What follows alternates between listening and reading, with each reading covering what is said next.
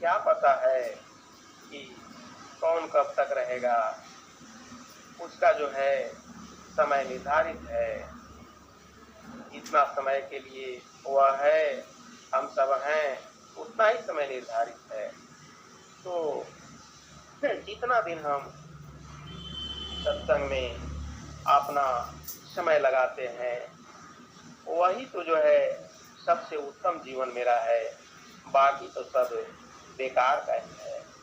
बंधुओं, स्वामी जी ने स्वरवेद के अंदर लिखते हैं, समय अल्प दूर पंथ है, समय अल्प दूर पंथ है, पथ अंधियारा होय, मैं बालक बलहीन हूँ, यही विधि पहुँचव सोय।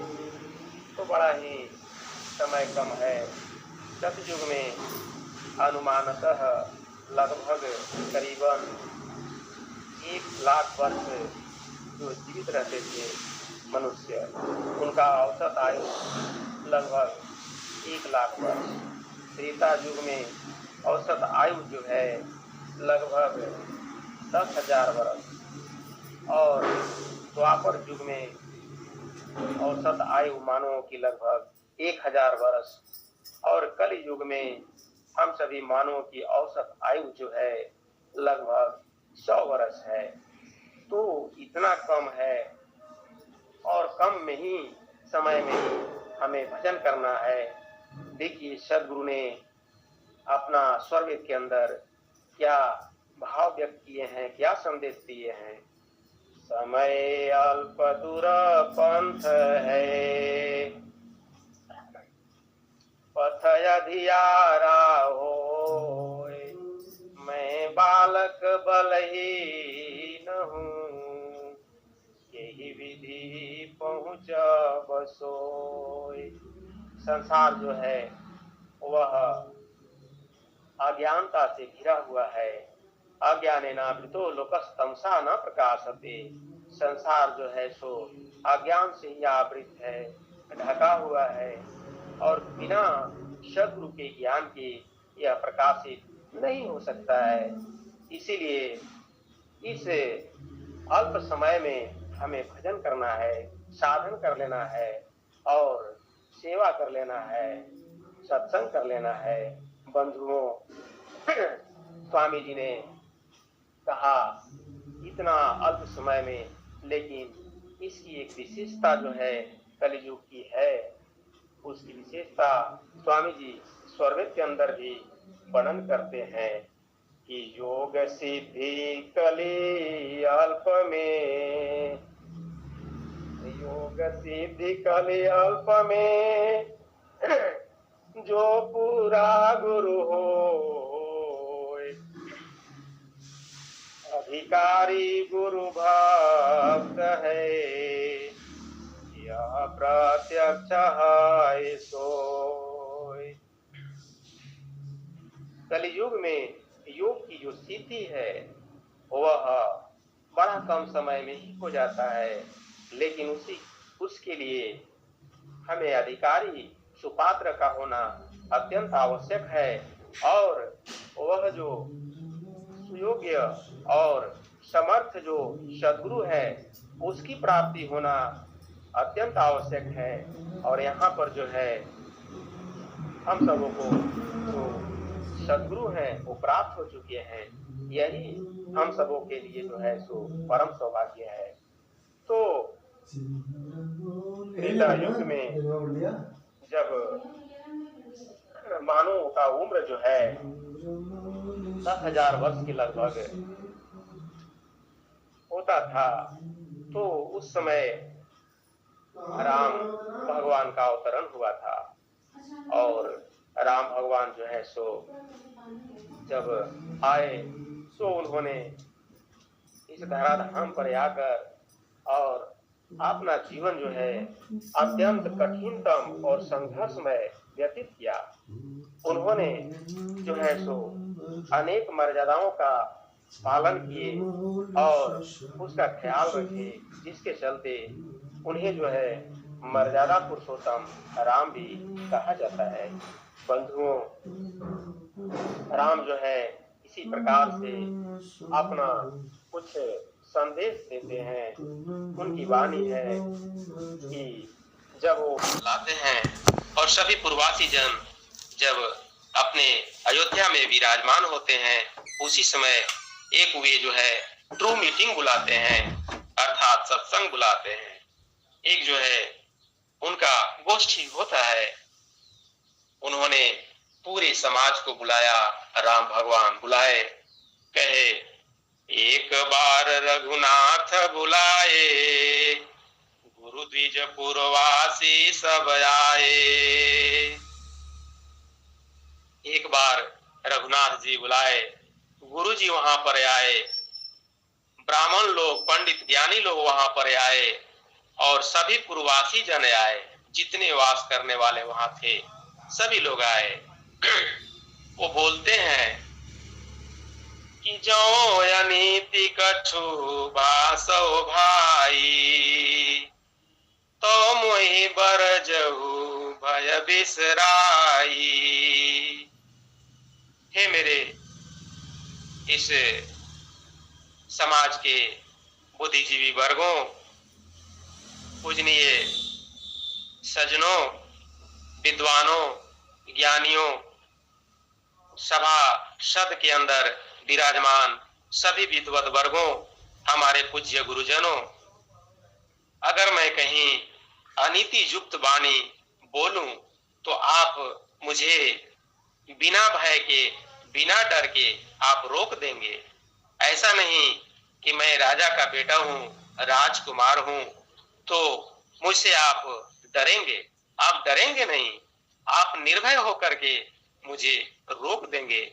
यह वाणी जो है राम का हमें संदेश देती है कि कितना जो है उनके अंदर अधीनता है, कितना दीनता है, कितनी वाणी में ओज है, उनके अंदर जो है कितनी नम्रता है, जो कि अपनी प्रतिष्ठा को वो तनिक भी नहीं देख रहे हैं। ऐसे ही जो है सो महापुरुष संदेश कर दे रहे हैं समाज को।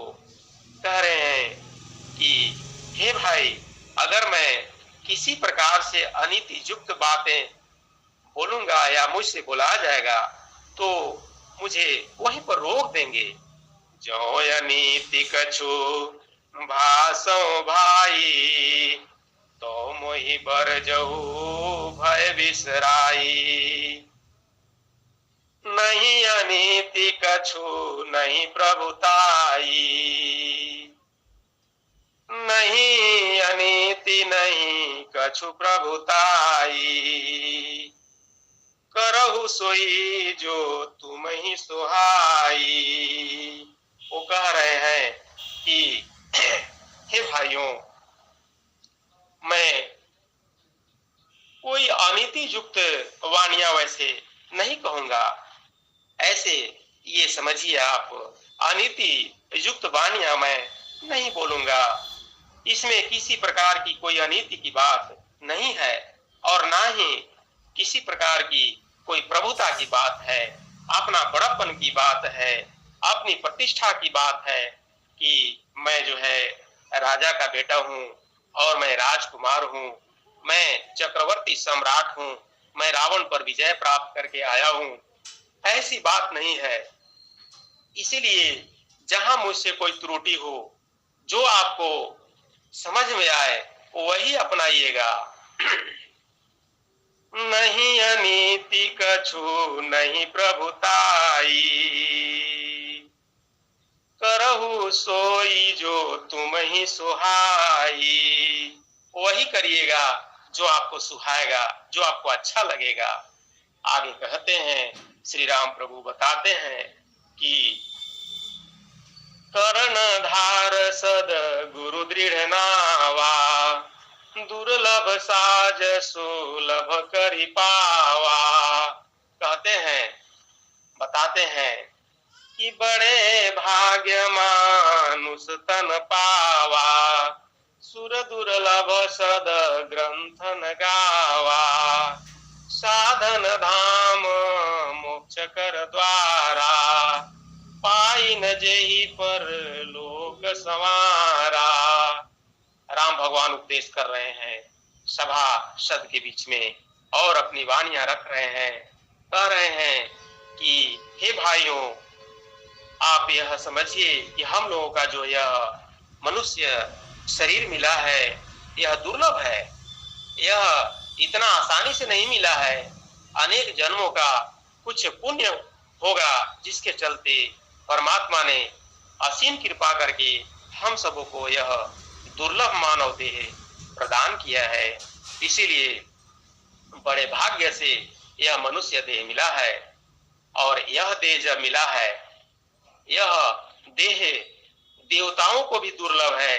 देवता अगर लाख भी चाहेंगे कि मुझे मनुष्य का देह मिल जाए, वो असंभव है, क्योंकि वो भी जो है अपने कर्मों का भोग जो है भोग रहे हैं। तो जहां पर भोग जोनियां हैं वहां पर कहां पर जो है कोई मनुष्य शरीर को प्राप्त कर सकता है। इसीलिए परम कृपा करके वह परमात्मा ने हमें यह शरीर प्रदान किया है। तो इसीलिए प्रदान किया है कि यह जो शरीर है, जो ह्यूमन बॉडी है, मानव जो देह है, यह दुर्लभ है। क्यों दुर्लभ है? साधन धाम मोक्ष कर द्वारा।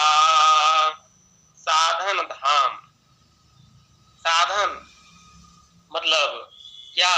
साधन के मतलब जो है यह युक्ति का घर है, यह उपाय का एक तरीका है, एक खजाना है। घर मतलब क्या? जगह है। इसमें जो है हम लोगों का जो शरीर जो है वह एक अद्भुत है। इसमें युक्ति ही युक्ति, तरीका ही तरीका, उपाय ही उपाय भरा पड़ा है। इसीलिए यह जो है सो मानव देह दुर्लभ है, अन्य शरीरों में ऐसा नहीं है। साधन धाम मोक्ष कर द्वारा। इसी शरीर में जो है ऐसा एक द्वार है। एक होता है द्वार, 9 द्वार संसार का, 10वां योगी थार, खिड़की एकादश खुली, शब्द महल सुख सार। स्वामी जी अनंत श्री महर्षि सदगुरु साहब बलदेव जी महाराज स्वरवेद अपनी वाणी में, स्वरवेद की वाणी में बोलते हैं। बंधुओं, तो यह राम कह रहे हैं कि यह साधन का धाम और मोक्ष तक पहुंचाने वाला यह द्वार है, यह एक तरीका है, मार्ग है इस शरीर में। और आगे कहते हैं कि अब इस शरीर को जो है सो चलाने वाला जो है, सही तरीके से दिशा देने वाला वह कौन है? तो वह सद्गुरु है। और उसी सद्गुरु के माध्यम से हमें जो है आगे बढ़ते चलना है। राम कहते हैं कि करण धार सद गुरु दृढ़ नावा, दुर्लभ साज सुलभ करि पावा। सद्गुरु ही कर्णधार है, इस भव सागर से पार करने वाला। अपने मुखारविंद से उत्तरकांड में अनेक दोहा और चौपाइयों के माध्यम से श्री राम प्रभु समझा रहे हैं, सबको संदेश प्रदान कर रहे हैं। बंधुओं, एक होता है कहते हैं आदेश, एक होता है उपदेश, और एक होता है कहते हैं उसको संदेश। तो जो भी काव्य शास्त्र का अध्ययन हम करते हैं वह जो है वो क्या है? वह संदेश हम उससे प्राप्त करते हैं, उससे कुछ सीखते हैं। उसी प्रकार से कोई अधिकारी लोग जो हमें अपने कार्यालय के अंदर जो ऑर्डर करते हैं, आदेश करते हैं कि आपको अमुक कार्य करना चाहिए, उसी प्रकार से जो है उपदेश जो है वह सद्गुरु करते हैं। वो उपदेश जो है आत्मा के अंदर भी प्रविष्ट करके सद्गुरु शुद्धि जिज्ञासुओं को प्रदान कर देते हैं। तो श्री राम प्रभु कितनी अच्छी बात बता रहे हैं। आगे कहते हैं कि जेन तरई भव सागर नर समाज यस पाई, ते कृत निंदक मंदमती, आत्मा हन गति जाई। और जे न तरई भव सागर, नर समाज यस पाई। ते कृत निंदक मंदमती, आत्मा हन गति जाई। कहते हैं कि हे भाइयों, आप समझिए ऐसा कि अगर आप मनुष्य देह प्राप्त करके अगर भवसागर को नहीं पार होते हैं, आप स्वयं ही अपने आत्मा का हत्यारा कहे जाएंगे, आत्महत्या करने वाले समझे जाएंगे। इसीलिए आप सदगुरु की वाणी को मानिए, उसको समझिए, उनके बताए मार्गों पर चलिए। ऐसा ही तो उपदेश श्री राम प्रभु ने किए हैं त्रेता युग में भी। बंधुओं, बहुत सारा प्रेरक प्रसंग है। तो हम सब बड़भागी हैं सचमुच कि इस कलयुग में हमें आज वर्तमान में अनंत श्री स्वतंत्र देव जी महाराज द्वितीय एवं वर्तमान परंपरा सदगुरु के रूप में व्यक्त शरीर में विराजमान है। इन्हीं के दिशा निर्देश में हम सबों को चल करके और अपने आत्म उत्थान कर लेना है। और कभी जो है सो साधन सेवा और सत्संग से पीछे नहीं हटना है। यही संतों का जो है सो आदेश है, यही उपदेश है, यही संदेश है। तो जो सदगुरु होते हैं, इन सभी आदेश उपदेश संदेश सबको समाविष्ट करके, चूंकि वह सर्वत्र है, सदगुरु सता सर्वज्ञ है, वह उस परमपिता परमात्मा के जैसा ही विभु हो चुका है। इसीलिए सदगुरु हमें देख रहे हैं, निहार रहे हैं। कहते हैं कि करी परीक्षा रख रहा, जिज्ञासुपन से देऊ शिक्षा, करी परीक्षा रत रहा। परीक्षा जो है सो जारी है। सभी शिष्यों के साथ सदगुरु परीक्षा लेते रह रहे हैं। जो साधक साधिकाएं साधना करते हैं, अगर कहीं त्रुटि होती है, खुद वो महसूस कर लेते हैं कि हमने यहाँ गलती किया है, और सदगुरु से वो क्षमा भी मांगते हैं कि प्रभु हमें यहाँ से भूल हो गई, हम मानव हैं, हमारे अंदर जो है वह गुण ऐसा पूर्ण ज्ञान उत्पन्न हो जाए कि मैं कभी ऐसा भूल ना करूं और आपके चरणों में लगा रहूं। इसी तरह से वह जो है सो प्रार्थना करते रहते हैं। बंधुओं, स्वामी जी जब इस धराधाम पर आए तो इसी प्रकार से विश्व प्रचार का संकल्प लिए। विश्व प्रचार का संकल्प लेकर के 1924 ईस्वी में 1 लाख वैदिक मंत्रों से लक्ष्याहुति यज्ञ करके और स्वामी जी ने विश्व प्रचार का संकल्प लिए और कहे कि मैं संपूर्ण भूमंडल में जो है ब्रह्म विद्या विहंगम योग का प्रचार करूंगा और भवतपित जीवों को जो है सो यहाँ से त्रैताप से मुक्त करूंगा। तो ऐसी स्थिति में स्वामी जी एक जो है विश्व राज्य विधान नामक पुस्तक भी रचना किए हैं, छोटी सी पुस्तक। उसमें अनंत ज्ञान भरा पड़ा है। उसमें शब्द प्रकाश में भी स्वामी जी ने उसका वर्णन किए हैं एक प्रार्थना के रूप में, जो हम सब पढ़ते हैं और प्रार्थना करते हैं।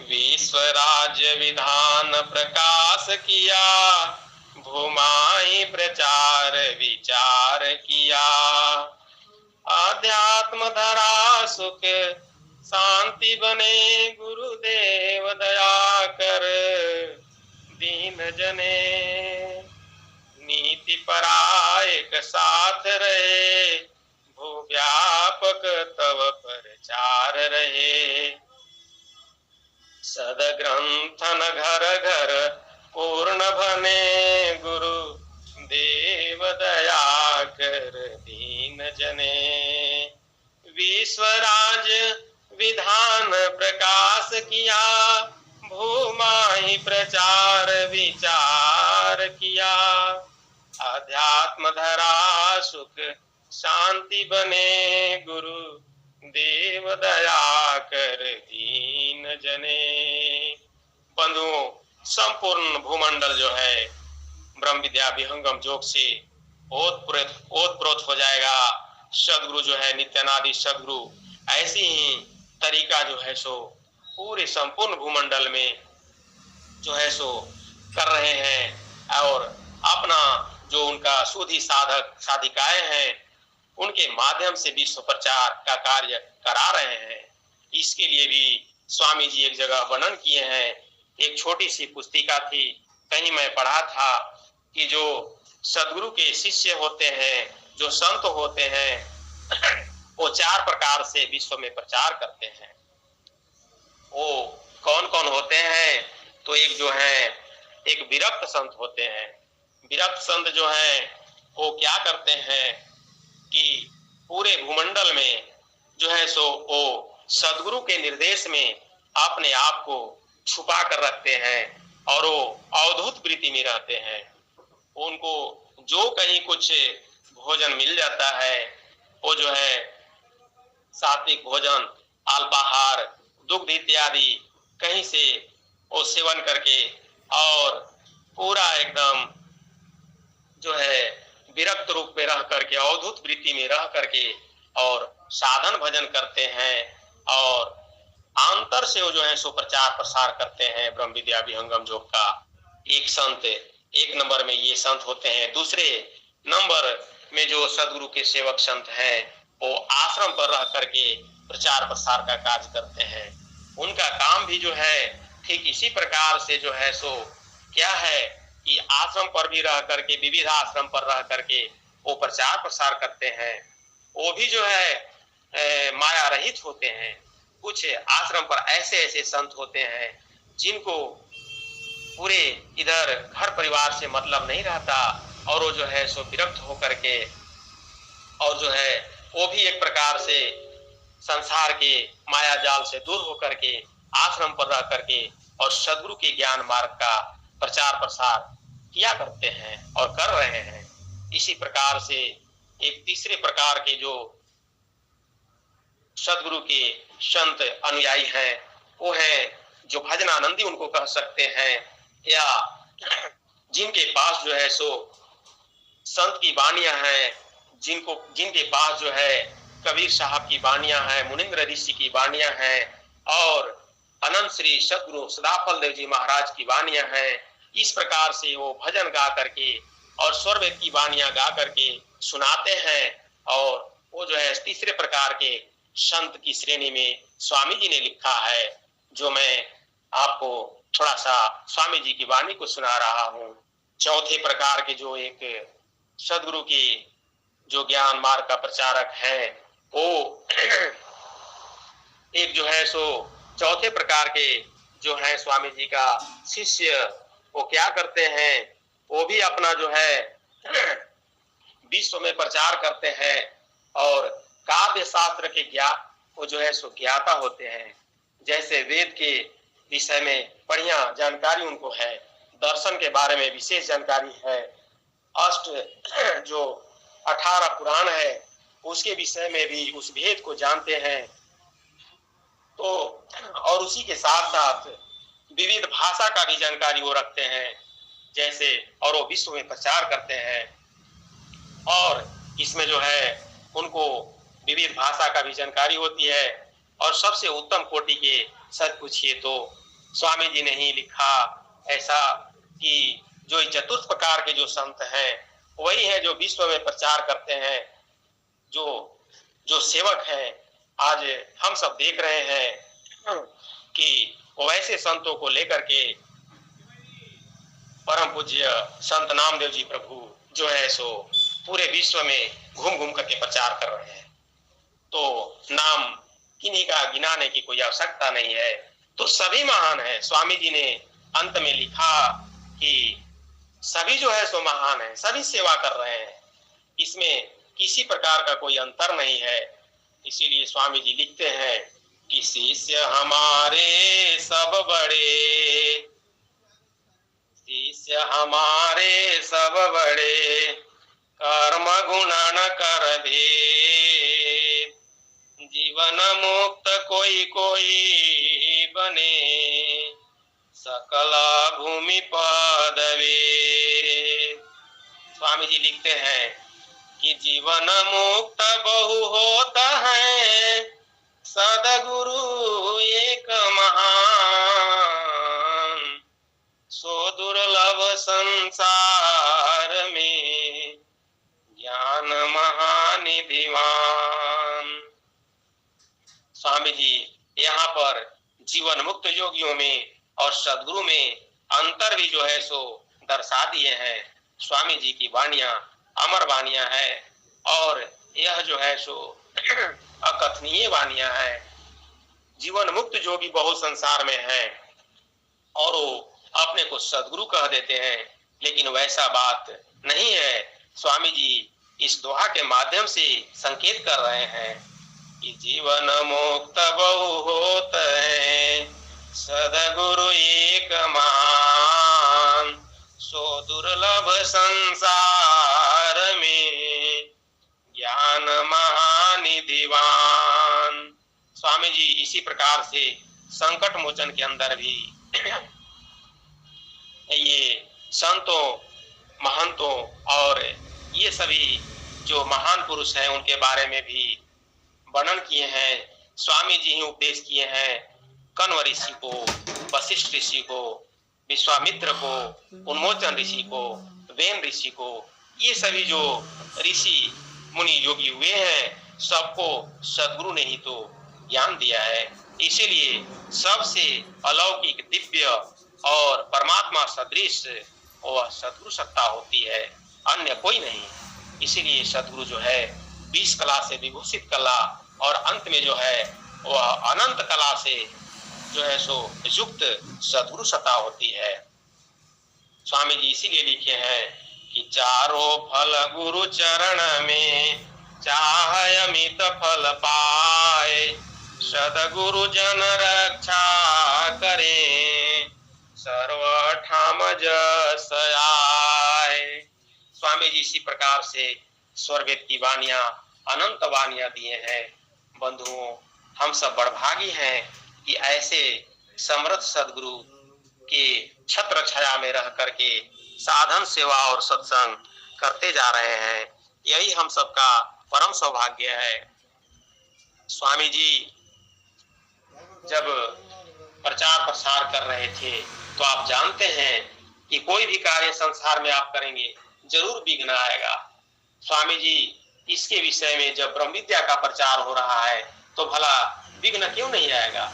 तो विघ्न तो आएगा ही। इसीलिए संसार के लोग जो है सो, जैसे कि आप सब कल सुन रहे थे कि थोड़ा संत जी बता रहे थे कि हम एक शिव जी के मंदिर में गए तो वहां पर एक पुजारी थे, पंडित जी थे, वो जो है उनसे कुछ वार्तालाप हुई। तो इसी प्रकार से संसार में लोग जो है सो बचे हुए हैं, अपने अपने जो आराध्य है उसी में जो है सो अपना जीवन यूं ही पार कर दे रहे हैं। उन्हें ज्ञान कहाँ है? ज्ञान की बातें जैसे ही आप करेंगे कि वो मुकर जाते हैं। आप उनसे पूछिए कि आप बताइए कि जो है वह एकादश द्वार क्या है, तो वो जो है नहीं कुछ कहेंगे जो है सो, क्योंकि यह सब जो है अध्यात्म का विषय है, यह सब संतों की वाणियां हैं, यह भेद इसमें छुपा हुआ है और यह रहस्यात्मक है, ये सदगुरु के द्वारा ही जाना जाता है। इसी प्रकार से आप उनसे पूछिए कि हमारा जो है वह 10वां द्वार कैसे खुलेगा, सुषमना जागरण कैसे होगा, तो जो है सो निरुत्तर हो जाएंगे। तो बंधुओं, कहने का भाव है कि सदगुरु जो है इन सभी आध्यात्मिक रहस्यों का जो है उद्बोधन कराने वाला सत्ता है और भुलाए हुए जब जीवों को जो है यह पार करने वाला सत्ता है। अन्य संसार में कोई भी नहीं है। स्वामी जी इसीलिए लिखते हैं कि हम सभी साधक और साधिकाओं को बड़ा ही गोपनीय रूप से जो है सो रहना चाहिए, चलना चाहिए। हमारा जो करनी धरनी है वह सत्य हो, गोपनीय हो, चंचलता में न हो, तब जाकर के इस विमल ज्ञान का जो है हम आंतरिक रूप से रसास्वादन करते रहेंगे और अंत में वहां पहुंचेंगे जहां पहुंचाने का संकल्प हमारे सदगुरु भगवान ने लिया है। इसीलिए संत कबीर की एक वाणी है। संत कबीर कहते हैं कि बोलना का सो बोलिए भाई, बोलत ही सब तत्व नसाई। बोलना का सो बोलिए भाई, बोलत ही सब तत्व नसाई। बोलत बोलत बढ़े विकारा, सो बोलिए जो करिए विचारा। सो बोलिए हितकारी, दुर्जन सो रहिए झक मारी। मिलए संत वचन दुई कहिए, मिलत संत मौन होए रहिए। ये जो है नित्यनाथ सदगुरु कबीर प्रभु की उपदेशात्मक वाणियां हैं। बंधुओं, यह संकेत जो है सो वाणी कर रही है कि हमें जो है कहीं किसी से जो है वाग जाल में उलझ नहीं जाना है, क्योंकि स्वामी जी ने विज्ञान दर्शन में लिखे हैं, मैं उसको पढ़ा था। उसमें लिखते हैं कि हमारे शिष्य साधक साधिकाओं को प्रकृतिवादी, विकासवादी, तर्कवादी आदि वादों से जो है सो बच कर रहना चाहिए और गोपनीय रूप से रह करके नियमित रूप से साधन सेवा और सत्संग करते रहना चाहिए।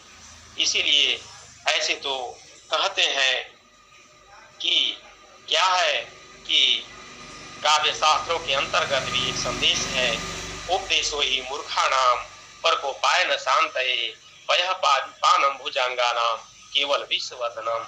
बंधुओं, कहा गया है कि मूर्खों को उपदेश वैसे करना भी उनके गुस्सा को बढ़ाने वाला होता है। वो इसी प्रकार से कि सांप को अगर कितना भी दूध पिलाया जाए तो वह क्या होता है कि जहर ही उगलता है, केवल उसका जहर को ही बढ़ाने का काम करता है। तो इसी प्रकार से ब्रह्म विद्या विहंगम योग के जो अनुयायी हैं, जो सदगुरु के चरणानुरागी हैं, जो प्रभु के प्रेमी हैं, उनको जो है अन्यत्र कहीं भटकने की, छटकने की आवश्यकता नहीं है। सदगुरु चरणों में लगे रहना है। बंधुओं, हम सब बड़भागी हैं कि हमारे सदगुरु प्रभु जो है सो हमें वरण कर दे रखे हैं, जो आज हम सदगुरु के चरणों में लगे हुए हैं। तो इसी प्रकार से सदगुरु का ज्ञान जो है अनंत है। कल जो है मैं एक भजन सुन रहा था, एक गुरु बहन थी, वो भजन सुना रही थी, बड़ा ही सारगर्भित स्वर में वो बता रही थी कि साहिब कबीर जतन से ओढ़ी, साहिब कबीर जतन से ओढ़ी, ज्यों की त्यों धर दीनी चदरिया, झीनी रे झीनी। यह जो चदरिया है यह अत्यंत झीनी है। झीनी मतलब महीन, बहुत बारीक है। इस चदरिया को कौन समझता है? जो सदगुरु के अनुयायी है वही समझ रहे हैं। यह दुर्लभ शरीर है और धन संपत्ति वैभव भी है, सब कुछ है। जो जितना ही बड़ा संपन्न व्यक्ति आज इस भूमंडल में है उतना ही महंगा उनको शराब चाहिए। और कहते हैं कि उतना ही अश्लीलता का जीवन कई मनुष्य जी रहे हैं। हाँ, उसमें भी सच्चे हैं, सदगुरु के भक्त हैं, प्रभु के अनुरागी भक्त हैं, लेकिन अनेकों अपना जो है यह सुंदर शरीर, यह स्वस्थ शरीर को बर्बाद कर रहे हैं। इससे इसी बात को तो कहते हैं कि ये तो नाम रंग रस बीनी चदरिया, झीनी रे झीनी, झीनी झीनी झीनी चदरिया, झीनी रे झीनी। काहे को ताना साहे को भरनी, कौने तार से बीनी चदरिया, कौने तार से बीनी। पिंगला पिंगला ताना भरनी, गला पिंगला ताना भरनी, सुषमन तार से बीनी चदरिया। झीनी रे झीनी, झीनी झीनी बीनी चदरिया, झीनी रे झीनी। अष्टकमल दल चरखा डोले, पांच तत्व गुण तीनी। अष्टकमल दल चरखा डोले, पांच तत्व गुण तीनी। साहेब को बिनत, साईं को बिनत, मास 10 लागे। साईं को बिनत मास 10 लागे, ठोक ठोक के बीनी चदरिया। झीनी रे झीनी, ले चादर सुर नर मुनि ओढ़े, ओढ़ के मैली कीनी। साहेब कबीरा यतन से ओढ़ी, साहेब कबीरा जतन से ओढ़ी, ज्यों की त्यों धर दीनी चदरिया। झीनी रे झीनी, नाम रंग रस बीनी चदरिया। झीनी रे झीनी। सदगुरु प्रभु जो है यह संकेत दिए हैं कि हे मानो, आप यह समझो कि परमात्मा ने बहुत मेहनत से तुम्हें यह मनुष्य शरीर को बीन कर रखा है, और इसको बीनने में 10 महीने का समय लगा है, और बड़ा सूक्ष्मता से, बड़ा गहराई से वह परमात्मा ने महती कृपा करके यह मनुष्य शरीर को हमें बना करके दे रखा है। तो इसीलिए हमें इसे जो है सो बड़ा ही बचा कर रखना है। हम मानव हैं बंधुओं, ऋषि मुनि योगी नर सभी जो हैं क्या है, इसमें मैली कर देते हैं। संसार क्योंकि अज्ञान से ढापा हुआ है, कहते हैं कि अज्ञानेन आवृतो लोकः शमशा न प्रकाशते। अज्ञान से जिधर हम चलते हैं उधर दाग लग ही जाता है। बड़ा ही अजीब संसार है, और इस संसार में बचने का संकेत किया गया है कि जिस प्रकार से साहब कबीर कहते हैं कि जो कबीर के शिष्य हैं, जो सदगुरु के शिष्य हैं, वो जो है क्या है कि इस शरीर को ठीक उसी प्रकार से बचा कर रखते हैं, संयमित रखते हैं। यह जो है गंदा होने नहीं देते हैं, और जो है ज्यों के त्यों जो है इस शरीर से वो मुक्त हो जाते हैं और भक्ति को प्राप्त कर लेते हैं। यही तो उपदेश इस भजन के माध्यम से किया गया है। इसीलिए हम सब बड़भागी हैं। कल मैं भजन श्रवण कर रहा था, बड़ा ही अच्छा रहा, बड़ा अच्छा लगा।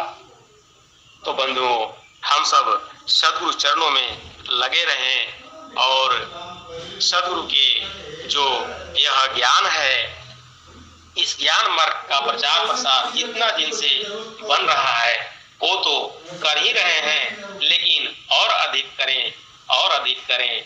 क्योंकि मैं थोड़ा सा कहना चाहूंगा कि अपने सामर्थ्य के हिसाब से जो है सो जो हम करते हैं सदगुरु के चरणों में सेवा, वह तो सेवा है ही, लेकिन जब हम उससे बढ़ करके करते हैं, उससे और अधिक करते हैं, और अधिक करते हैं, तब वह जो है परम सेवा हो जाता है। क्योंकि हमारे पास अगर ताकत जो है, अगर 100 रुपए दान करने का है, और हम जो है सो अगर 101 रुपए जो दान कर दिए, एक बढ़ा दिए कहीं से इधर उधर करके, तो वही मेरा परम सेवा हो जाता है। और क्यों मैं इस बात को बोल रहा हूँ? इसलिए बोल रहा हूँ बंधुओं कि दान की जो महत्ता है हमारे काव्य शास्त्रों में वह हमारे सामर्थ्य से बढ़ करके किया गया है। ऐसा ही मैं सीखा हूँ, ऐसा ही मैं जाना हूँ, क्योंकि आप भी जो है सो कई जो है संस्मरण कथा कहानियां सुने होंगे कि राजा एक मोरध्वज हुआ किया करते थे और मोरध्वज के बेटा का नाम था ताम्रध्वज। और जब वहां पर विश्वामित्र ऋषि भेष बदल करके गए तो वहां पर जाने के बाद वो क्या करते हैं कि एक शेर को लेकर के गए और जा करके वहां पर, चूंकि उस समय वो विश्वामित्र ऋषि जो है सो सदगुरु के पद पर प्रतिष्ठित थे, और जब वो गए तो वहां पर जो राजा मोरध्वज थे उनके यहाँ जाने के बाद उनका एकमात्र इकलौता ही संतान था ताम्रध्वज, और वो कहते हैं कि हे राजन, मैं सुना हूं कि आपकी प्रतिष्ठा, आपका यश, आपका यशोगान संपूर्ण भूमंडल में गुंजायमान हो रहा है, इसीलिए मैं आपके दरवाजे पर आया हूं, तो कुछ संतों का भी सेवा कर दिया करो। तो उन्होंने कहा कि प्रभु बैठिए, आप आए तो मेरा जो यह राजभवन है, यह जो गृह है, यह पवित्र हो गया। जो आपकी आज्ञा हो प्रभु, मैं जरूर उसे पूरा करूंगा। तो कहते हैं कि आप, अच्छी बात है, ठीक है, तो सर्वप्रथम जो है सो चलो भोजन पान कराओ। तो वो कहे कि इसमें क्या है, ये तो बहुत छोटी सी बात है। कहे कि वैसे नहीं करना है, सबसे पहले मेरा जो यह शेर है यह भूखा है, इसको भोजन कराना होगा। राजा बोले कि क्या है इसमें, एक दो खस्सी को मंगा देता हूँ और खा करके शेर जो है सो आपका तृप्त हो जाएगा। लेकिन उन्होंने कहा कि अरे, यह खस्सी खाने वाला शेर मेरा नहीं है, यह जो है यह आपका लड़का को ही खाएगा और लड़का को ही आपको खिलाना होगा। तो दान में यही मांग रहे थे, सेवा में। तो कहेगी तो इसमें क्या है, थोड़ा मुझे जो है सलाह कर लेने दीजिए अपनी पत्नी से, धर्म पत्नी से। और वो जाते हैं, पूछते हैं कि ऐसी ऐसी बात है, एक ऋषि आए हैं और ऐसा जो है वो कुछ दान का जो है सो प्रस्ताव रखे हैं, इसमें क्या किया जाए। एकलौता पुत्र है और वह भी जो है सो अविवाहित है और उसको जो है सो शेर को खिलाना है। और वो जो है सो ऋषि डांटते हैं, कहते हैं कि वो भी ऐसे नहीं खिलाना है कि अपने बेटा को मेरे शेर के सामने खड़ा कर देंगे और वह खा करके तृप्त हो जाएगा। आप लोग दोनों पति पत्नी को इसे चीरना होगा आरा से, और अगर आंसू का एक बूंद भी अगर नीचे गिर जाए तो यह अशुद्ध हो जाएगा, मेरा शेर जो है फिर नहीं खाएगा, तो मैं जो है सो फिर नाखुश हो जाऊंगा। इसीलिए आप जो है सो दोनों मिल करके पति पत्नी इसे चीरिए और दो फाड़ कीजिए, आंख से अश्रु भी नहीं गिरना चाहिए, और मेरे शेर को पहले तृप्त कीजिए। तो ऐसी जो है सो परीक्षा की घड़ी, ऐसी सेवा की घड़ी आती है। अनेकों गाथाएं हमारे हिंदू काव्य शास्त्रों में भरा पड़ा है।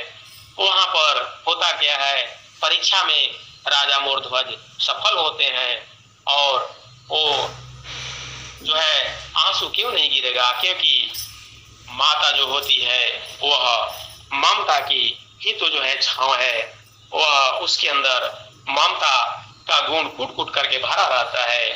वह रो पड़ी चिरने में भी, और वो सोची कि ये क्या हुआ, कौन सी परीक्षा है भगवान। तो वो कैसे विश्वास किए, उनका पूर्ण भरोसा था कि हमारे दरवाजे पर जो है वह सदगुरु सत्ता विराजमान है, इसके चरणों में हमारा क्या नुकसान हो सकता है। वैसी स्थिति में जो है वो ये सतयुग की कहानी है बंधुओं, और वो सफल होते हैं। बाद में वो अपना पुत्र को भी बुलाते हैं, सब मिल करके और बैठ करके एक जगह भोजन करते हैं। बड़ा ही अजीब कथा है। तो इसी प्रकार से दान का जो है सो विशेषता बताया गया है काव्य शास्त्रों में भी। स्वामी जी ने इसीलिए कहा कि गुरु सेवा धर्म बड़ भाई,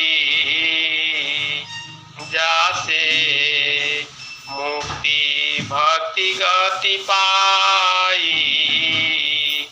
गुरु सेवा गुरु आदेश राख सिर अंतर, तर्क वितर्क मिटाई। गुरु आदेश राख उर अंतर, तर्क वितर्क मिटाई। गुरु दयाल निज स्वाति देवे, काक से हंस बनाई। गुरु सेवा धर्म बड़ भाई, जासे भक्ति मुक्ति गति पाई। इसी प्रकार से स्वामी जी ने सब प्रकाश के अंदर एक सारगर्भित भजन रच दिए, जो हम सब इसको गाते हैं तो गाते गाते मंत्र मुग्ध हो जाते हैं, भाव विभोर हो जाते हैं और नहीं गाते हैं। तो इसी प्रकार से सेवा का बहुत बड़ा यह जो है विधान बनाया गया है बंधुओं। और कब किसके साथ सेवा घटित होगी यह कहा नहीं जा सकता है। मैं क्षेत्र में वार्षिक उत्सव की सेवा में कभी कभी जाया करता हूँ। मैं एक बार गया तो 2-3 गांवों में गया, वहां पर समर्पण दीप का लोग संकल्प कराए थे। समर्पण दीप का 501 का था, 501 का। तो कोई लोग 2 समर्पण दीप का, कोई लोग जो है सो 3 समर्पण दीप का, कोई लोग 4 का संकल्प लिए। तो मेरे पास कुछ गुरु भाई आए, कहे कि चलिए संकल्प कराना है, सेवा कलेक्शन करना है। स्वामी जी को आज विश्व प्रचार में धन की अत्यंत आवश्यकता है, इसीलिए स्वामी जी के प्रचार कार्य में मैं भी जाया करता हूँ, जाया करता था। आज भी जितना बनता है उतना जाया करता हूँ। ऐसे तो बंधुओं, मैं जब गया तो वहां पर जिनका समर्पण दीप था उसको मैं कुंड में जो है कन्वर्ट करा दिया, कराने का प्रयास किया और कन्वर्ट हो भी गया, सेवा भी मिला। और सब लोग, कुछ गुरु भाई बोले कि अच्छा आप बताइए कि जब आप जाते हैं तो कैसे लोग जो है सो सेवा पढ़ करके दे देते हैं, और हम लोग जाते हैं तो सुनबे नहीं करते हैं। मैंने कहा कि मेरे में कोई बल नहीं है, सदगुरु का ही सारा शक्ति है, जो कि जिससे सदगुरु कराना चाहता है वह सता, जिससे सेवा लेना चाहती है वह सेवा करा लेता है सदगुरु सत्ता। और हम सब नतमस्तक होकर के सेवा कर भी देते हैं। हमें भी समझ में नहीं आता कि आज ये कैसे हो गया। बंधुओं, सेवा में कठिनाइयां आती ही है, सेवा बड़ा कठिन व्रत है। एक बार हम जो है उधर करीब हमारे घर से पूर्व साइड में एक ताली गांव है, और ताली से और परसोड़ी साइड से कुछ सेवा कलेक्शन करके मैं और मेरे विनोद चाचा जी आ रहे थे, और विनोद चाचा जी ही ड्राइव कर रहे थे। और हम लोग करीब रात हो गया, देख रहे हैं कि 10 बज गया रात, और उस समय देख रहे हैं कि ज्यादा पैसा तो नहीं लिए होंगे, फिर भी 80-90 हजार रुपए लिए थे और लेकर के आ रहे थे। तो बाइक वाले लोग थे और वो जो है आगे पीछे एक बाइक पर 2 व्यक्ति सवार थे। और चाचा जी बोले कि नरेंद्र, हमें तो डर लग रहा है कि ये लोग जंगल में जाकर, कुछ जंगल था, जंगल से गुजरना पड़ता है, आ रहे थे। तो मैंने कहा कि ऐसा कीजिए चाचा जी कि हम लोग रूट बदल दिया जाए, इस रूट से न चल करके उस रूट से चला जाए। तो बोले कि अच्छा रुकिए, इस गांव से स्वामी जी का फिर हम स्मरण किए। हमने सोचा कि ऐसा भी होगा क्या, ऐसा होगा तो गड़बड़ हो सकता है। फिर हम लोगों ने थोड़ा सा आगे बढ़े, कहे कि अगर ये लोग इधर नहीं मुड़ते हैं तो फिर हम लोग जो है सो आगे नहीं बढ़ेंगे। तो पता नहीं फिर वो लोग जो है सो किधर न किधर चले गए, विलुप्त हो गए, पता नहीं चला हम लोगों को कि कहाँ गए। बाद में आ गए और आकर के ये कि क्षेत्र में जो है चलने के बाद अनेक लोग तर्क भी करते हैं और सेवा करना जरूरी भी है। तो बंधुओं, इसी बात को तो स्वामी जी कहे कि उन सभी लोगों से रुझाना नहीं है जो बिना मतलब के तर्क करके समय बर्बाद किया करते हैं। हम लोगों को सद्गुरु चरणों में लग करके साधन सेवा और सत्संग करते रहना है। किसी के साथ उलझने की जरूरत नहीं है और सद्गुरु रक्षा करते हैं। मैं देखा हूँ कई बार जो है स्वामी जी जो है सो आंतरिक रूप से जो है सो शिष्यों को सहयोग किए हैं। इसका मुझे कई बार अनुभव हो चुका है। क्षेत्र में जाने के बाद, प्रचार करने के बाद कई तरह की मनोकामनाएं लेकर के और लोग उपस्थित हो जाते हैं।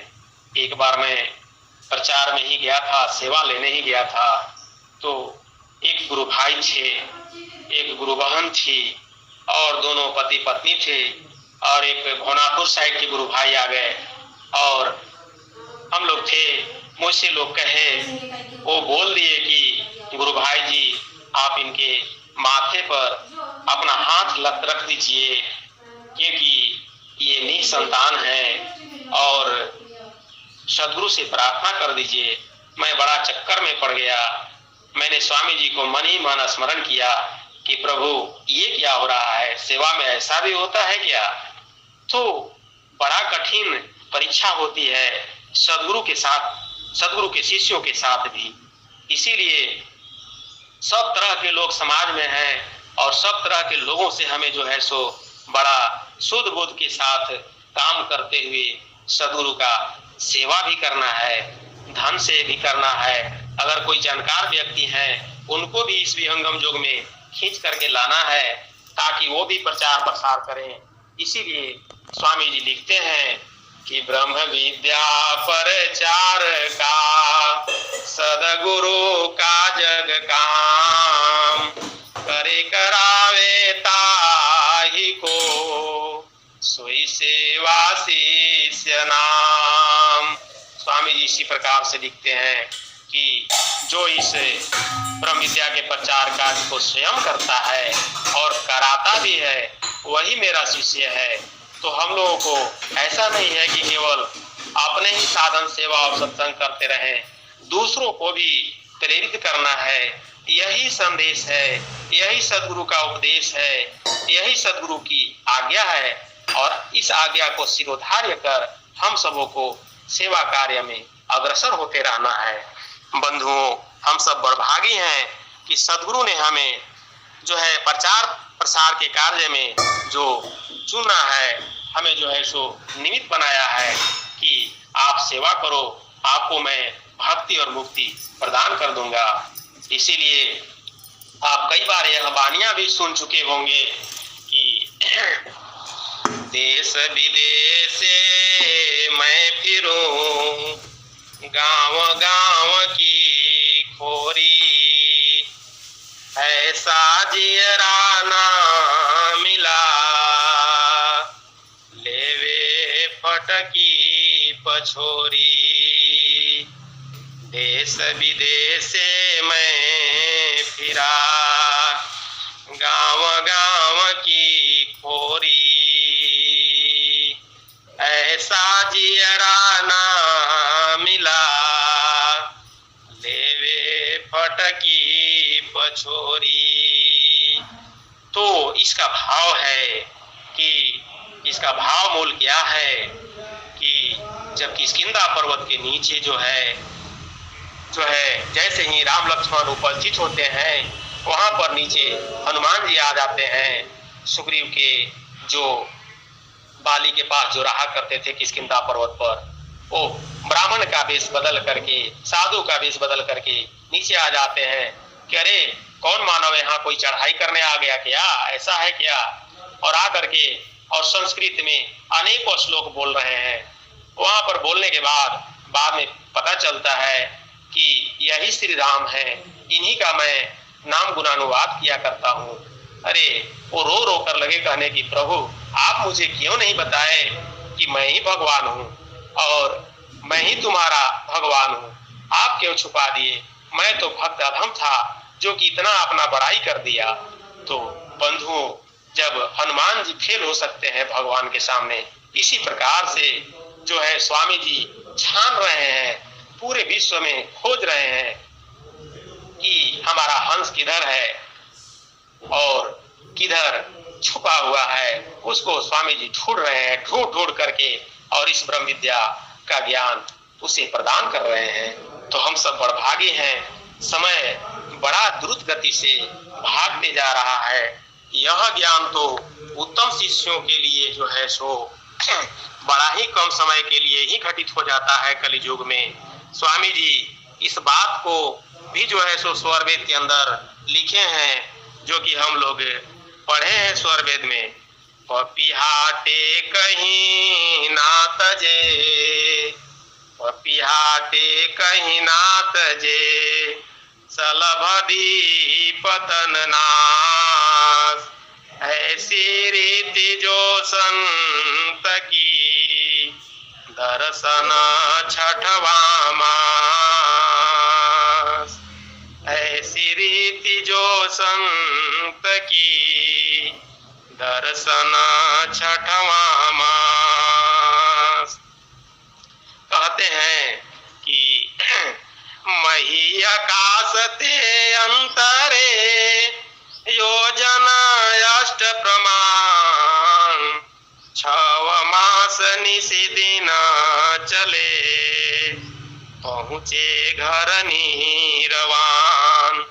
बंधुओं, एक योजन लगभग जो है वह 8 मील या 13 किलोमीटर के लगभग होता है, और साधक साधिकाओं को रोज निशी दिन रातों दिन जो है सो 1 योजन क्या है चलना है, और 8 योजन जो है सो प्रमाणित किया गया है। जब इतना चलेंगे, यह आध्यात्मिक रहस्यात्मक जो है सो स्वर्वेद की वाणी है, सदगुरु की वाणी है, इसे बिना सदगुरु के समझ में नहीं आ सकता, क्योंकि सदगुरु हमारे जो रक्षक हैं। इसीलिए स्वामी जी बताए कि मेरा रक्षक महाप्रभु है, चिंता मन तू काहे किया। मेरा रक्षक महाप्रभु है, चिंता मन तू काहे किया। ज्ञान योग उपदेश विश्व में, ज्ञान योग उपदेश विश्व में, निर्भय पद अधिकार दिया। मेरा रक्षक महाप्रभु है, चिंता मन तू काहे किया। मैं जो कहा सत्य तत्व छानी, आमे दुर्जन भी न किया। सत्य विजय जग होत सदा से, सत्य विजय जग होत सदा से, चाहे छल भल कोई केत किया। मेरा रक्षक महाप्रभु है, चिंता मन तू काहे किया। मेरा रक्षक महाप्रभु है, चिंता मन तू काहे किया। बंधुओं, चिंता करने की कोई आवश्यकता नहीं, क्योंकि सदगुरु हमारे साथ हैं, सदगुरु हमारे साथ हैं, सदगुरु हमारे साथ है। इसीलिए हम सब बड़भागी हैं। तो समय बड़ा द्रुत गति से भागते जा रहा है। मैं सदगुरु चरणों में अंत में एक भजन प्रस्तुत करके और अपनी वाणी को यहीं पर विराम दे दूंगा। आगे सदगुरु दया जो नित्यनादि सदगुरु द्वारा विरचित भजन है। नाम अमल उतरे नहीं भाई, नाम अमल नाम अमल सवाई, नाम यमल उतरे नहीं भाई। देखत चढ़े सुनत ही लागे, देखत चढ़े सुनत ही लागे, सूरत किए तन देत घुमाई, नाम यमल उतरे नहीं भाई। पियत पियाला भय मतवाला, पियत पियाला भय मतवाला, पायो जो नाम मिटी दुरिताई, नाम यमल उतरे नहीं भाई। जो जन नाम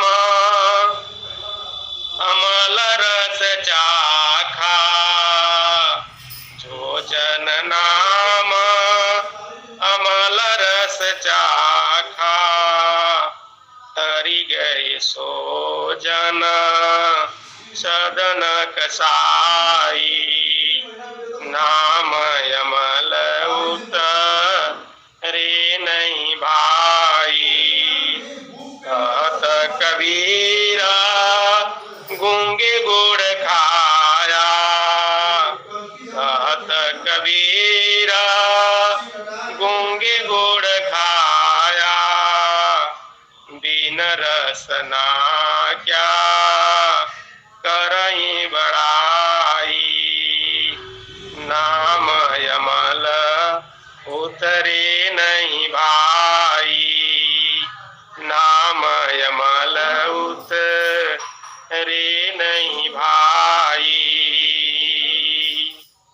गुरु महिमा को कही सके थकित शारदा से,